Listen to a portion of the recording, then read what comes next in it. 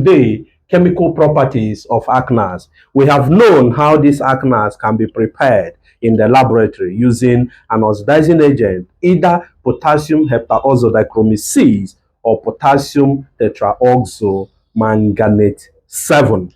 So, today, let us see what happens when these alkanals are oxidized. When they are oxidized, what happens? Remember, in the preparation of these alkanals, I told you that alkanols are mildly oxidized in the presence of K2Cr2O7, that is potassium heptaoxodichromate. In order, mild oxidation gives us alkanals. Now, what happens when we oxidize the alkanals itself? It simply means that we are going to have an alkanoic acid.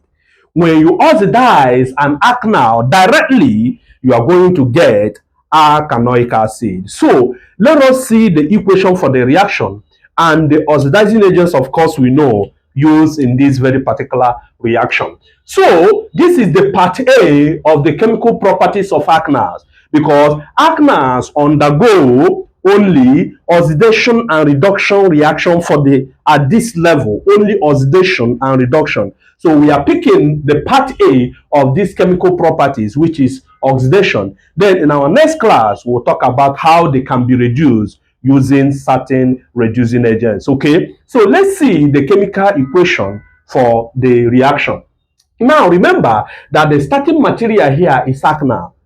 We are going to oxidize alkanals. So we are having something. Remember, we have this general formula of alkanals, which means we are using potassium heptaoxodichromate as a strong oxidizing agent, and let us see what is going to form.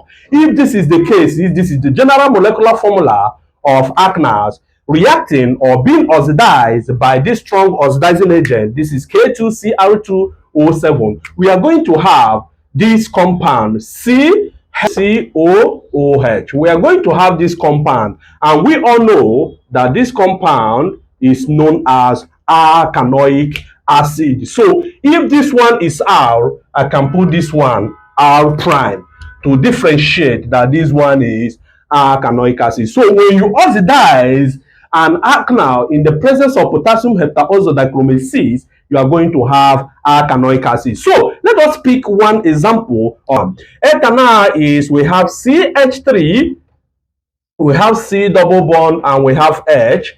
This is reacting with this. Remember, this represents a strong oxidizing agent, K2Cr2O7. So here you are going to form ethanoic acid.